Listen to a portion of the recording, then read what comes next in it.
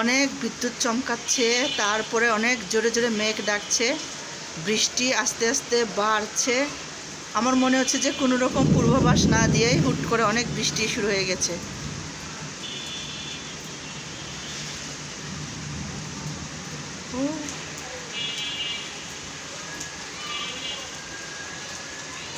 বাতাস অনেক দিয়েছিল শুরুতে, এখন কিন্তু বৃষ্টি আস্তে আস্তে বাড়ছে। আমার মেয়ের পরীক্ষা আজকে শেষ হয়েছে, তাই আজকে ভেবেছি ওদেরকে নিয়ে একটু বাইরে যাব।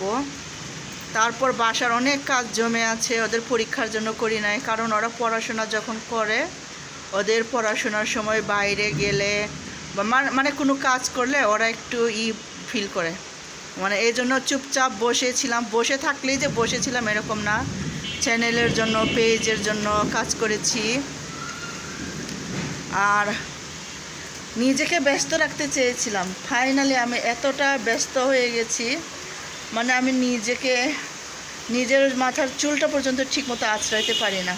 আমি কোথাও গেলেও ভালো করে চুল আঁচড়াই যেতে পারি না, উপরে কোনো রকম আঁচড়ায় বের হয়ে, এরকম হয়ে গেছে জীবনটা।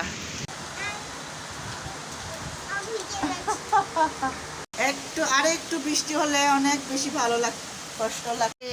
এই যে কিছুক্ষণ আগে বৃষ্টি হয়ে এখন বৃষ্টি থেমে গেছে, বাতাসও অনেক দিচ্ছে, এখন আবার নতুন করে বাতাস হচ্ছে। এই যে দেখা যাচ্ছে অনেক বাতাস হচ্ছে এখন আবার।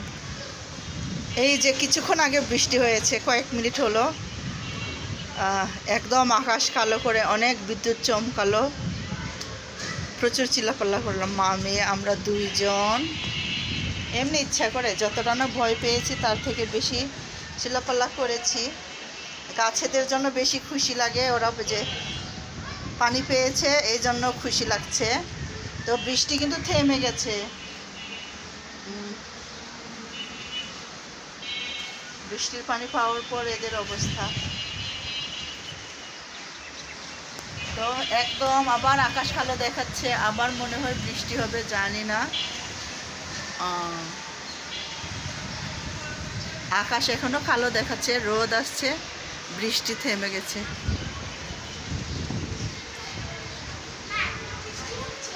না, এখন বৃষ্টি হচ্ছে না। হ্যাঁ, আলো হয়ে গেছে, এখন কোনো ধুলা নাই, একদম ফ্রেশ, গুড।